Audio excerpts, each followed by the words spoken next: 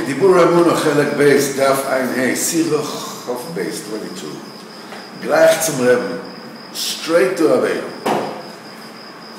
And Reb Nachman Sholina said, we have never heard and seen anybody who would serve his Rebbe in such a way like we saw from Moreinu Rav Nosson, that he served Rabbeinu HaKadosh. He says, because Mamash Mikayim and Mamash Mitoch HaOyel, he did not move from the tent. Earl HaSheter, the tent of Torah of Rabbeinu Oyelis, the light of lights, Baal Likutim Ha'adatzal. He was mamash, adhered and connected with this kashrus and dveikus amiti, total mesirus nefesh, total bitul of all feelings, just totally legamre, totally mevutul to Rabbeinu. Rabbi Koenig told me years ago, he said that Reb Nosson had a deep emuna in Rabbeinu. In other words, that he managed to believe very, very deep things about Rabbeinu. You have to wait a lot until you become a kosher yid. The Torah of Hamten, this is Torah Vav, the classic Elul Torah, that begins Iker Tshuva Kshishma B'Zion Hinu V'Ishtoich. The crux of Tshuva is to hear your B'Zion and keep quiet. Maybe even get an electrical job out of this. Ashrecha that you saw what you saw this morning, I'm telling you. Ashrecha. Rabbeinu said to Reb Nosson in the first Shara Shuvah, immediately when he came to, when Reb Nosson came close to Rabbeinu, the first, it says, is well, Reb Nosson already went through unbelievable trials and tribulations by that time. The main thing is because his nefesh was stormy, it was burning to HaKadosh Baruch Hu. And from the day, that he was able to think clearly, he could not find menucha to his nefesh, he could not find solace to his spirit.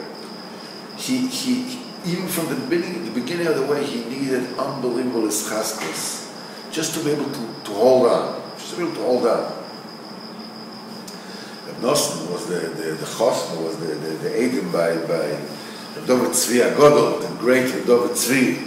He was one of the G'dolei Hador. He was mamash one of the G'dolei Hador, and he was the son of Naftali Hertz. Was a very, very choshev person. There were tzaddikim G'dolim, there were big tzaddikim, big Yerushalayim, but together with this, there were big misnagdim. There were big misnagdim, both of them. And he alone, he left their way, and he disconnected himself, young, alone, without anything to lean on, and became a chassid. He went through unbelievable difficulties. You should see, you remember or not. So that's why such a chassid needed brand new ischaskus, strengthening, stealing from his new Rebbe. For him, he left the house of his father and the house of his Rebbe's, and he saw in him all his life's hope. That's why immediately, in the first Torah, when Reb Nosson was waiting to get to a spiritual menucha, to emotional spiritual menucha, to quiet waters. The Rebbe told him, wait. Main tshuva, Yishma b'zyoyno yidem v'yishtek. Hear your b'zoyon, be quiet. It's a parable of somebody who came to buy a fasemon, which is a wonderful oil. They tell him, wait. Reb Nosson understood, and he arrived at the conclusion that until you become an El Yid, until you become a kosher Yid, you have to wait a lot. It doesn't happen in one shot. you need endless rivers of ischaskas, of chizuk. Go through all the hard times, the mischazik. The way that he actually got from Rabbeinu, and all these ischaskas that he got from Rabbeinu, it helped him to pass everything in peace. When all his machshavas was to kill Emuna, just to Hashem, Levadu. Rabbi Nosson went over then, he went through a brand new way. So he didn't see anything like this in the house of his father or his holy father-in-law. And there's a famous story in the Gemara on the Heilige Amar Reb Zero when he left Bolo and he was going to go to Eretz Yisrael. He sat and he fasted 100 fasts. And he begged the Kodesh Baruch Hu to forget Talmud Bavli. Forget the Gemara that he learned. He felt the great hidden light in Teres Yisrael. And he realized that unless he gets out of his mind the Torah of Bavel, he won't be able to accept the Torah of Eretz Yisrael. This is what the Muslim did. The minute he came to Rabbeinu, he felt that if he's going to leave inside his brain even a little bit of the ways of his father and his father-in-law, b'shum panim v'ofen, no way can he actually absorb the light of Rabbeinu properly. And, in accordance to his yearning, which were like endless.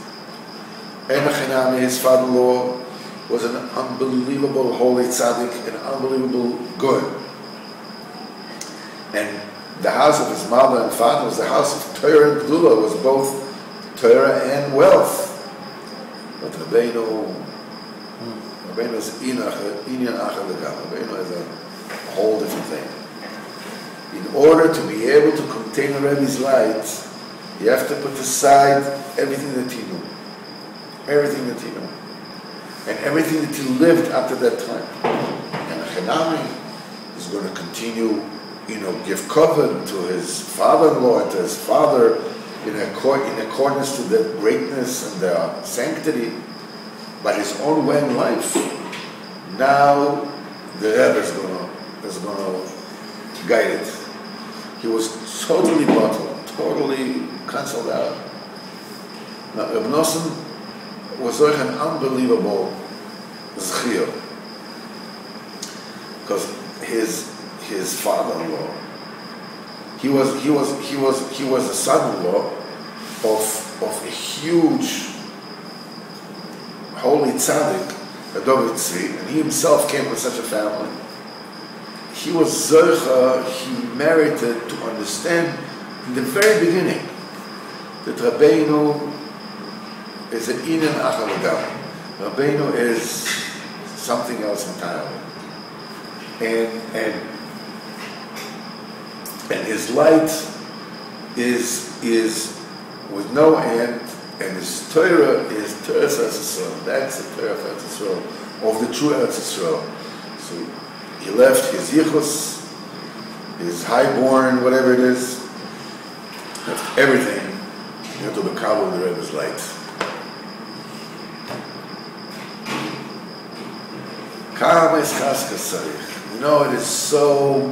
It is so easy. It is so easy. Rabbeinu says, "Kol hamatzdik atzmo mimata." Anybody who the pshat in Gemara is anybody who justifies himself below. Matzdik temalav esadin velomala. So above, they justify his verdict from above. So the poshet pshat is when somebody, instead of rectifying his ways, he finds terutzim why it's okay what he does, Mishamayim they justify the verdict on him. But Rabbeinu says different parish. Kol hamatzdik atzmo milmata. Anybody who is justifying his way, he's making himself a tzaddik. Then there's dinim b'malach. It brings about dinim. What are those dinim? What are those dinim? The dinim are like, where were you until now? Oh, so now you decide to do a Kodesh Baruch Hu a favor. What are you going to do? You're going to throw him a bone? You're going to start davening? You're going to start davening properly? You're going to start learning a little bit? Thank you very much. Now you want this, movies, sport games, whatever it is. And now, also Gan Eden. Whoa! So the Mekatri comes and says, such a person does not deserve to come close to. So Kodesh Baruch Hu loves the mishpat, loves justice. So, I'll be truth. He has to put a mishpat. He has to put a menir to this person. But the love that Kodesh Baruch Hu has for Israel is greater than the love that he has for judgment, for mishpat. So what does Kodesh Baruch Hu do? He does both. He brings a stumbling block, a menir to the person. And he puts himself inside the menir. You go through the menir, you overcome the menir, you free up the lakus that Kodesh Baruch Hu has prepared for you.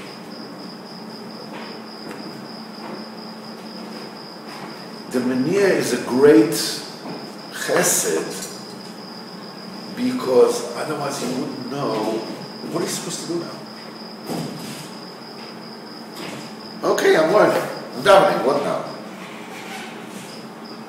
There's a menir. Oh, so now you know what you're supposed to do. So we'll go over there and look at the menir. That's like somebody giving you a GPS. You know which way to go. Until I didn't. Okay, I arrived. What else should I do? And he says that's the mystery of the pasuk.